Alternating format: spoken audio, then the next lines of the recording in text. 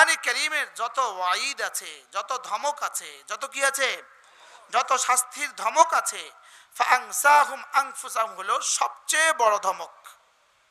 কিন্তু আমাদের কাছে লাগে না, আমাদের কাছে কি, আমাদের কাছে এটা মনে হয় না। ফাকুল্লান আখাযনাহু বিযামবিহি ফামিনহুম আগরাকনা ওয়া মিনহুম খাসাফনা ওয়া মিনহুম আখাযাতহুস সাইহা, আছে না নাই? এই সবগুলোকে আমাদের কাছে ধমক, বড় বড় ধমক মনে হয়। লেকিন এই উম্মতের বেলায় রব একটা ধমক দিয়েছেন, একটা,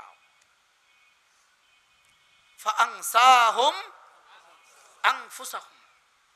এই উম্মতকে রব একসাথে ধ্বংস করবেন না, এটা আল্লাহর সিদ্ধান্ত। এটা আল্লাহর কি বলেন, এটা আল্লাহর সিদ্ধান্ত। এই উম্মতকে ডুবিয়ে দিবেন, এই ওয়াইদ আল্লাহ করেন নাই, এই ধমক আল্লাহ দেন নাই। জমিন ধসিয়ে দিব, এই ধমক আল্লাহ দেন নাই। বাতাস দিয়ে ধ্বংস করে দিব, এই ধমক আল্লাহ দেন নাই। এই উম্মতের বেলায় বলেন ফাআনসাহুম আনফুসাহুম, বলেন অর্থ কি? আমি তোকে কি করব, আমি তোকে ভুলিয়ে দিব, আমি তোকে ভুলিয়ে দিব। তুই যদি আমাকে ভুলে যাস, আমি তোকে ভুলিয়ে দিব। কি ভুলবো, কি ভুলাবেন? তোর ঈমান তোকে ভুলিয়ে দিব। নাউজুবিল্লাহ বলেন। তোর ঈমান তোকে কি করব, ভুলিয়ে দিব।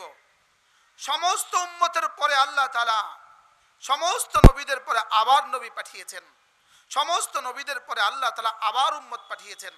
সমস্ত নবীদের উম্মতের গুনাহগুলোকে আল্লাহ তাআলা পরবর্তী নবীদের উম্মতের সামনে খুলে খুলে তুলে ধরেছেন।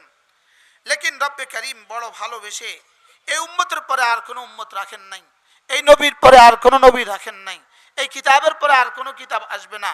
এজন্য আমাদের গুনাহগুলো আল্লাহ তাআলা অন্য কোনো উম্মতের কাছে প্রকাশ করবেন না। ঘর সাজাবো.com, ঘর সাজানোর সবকিছু এক ক্লিকে।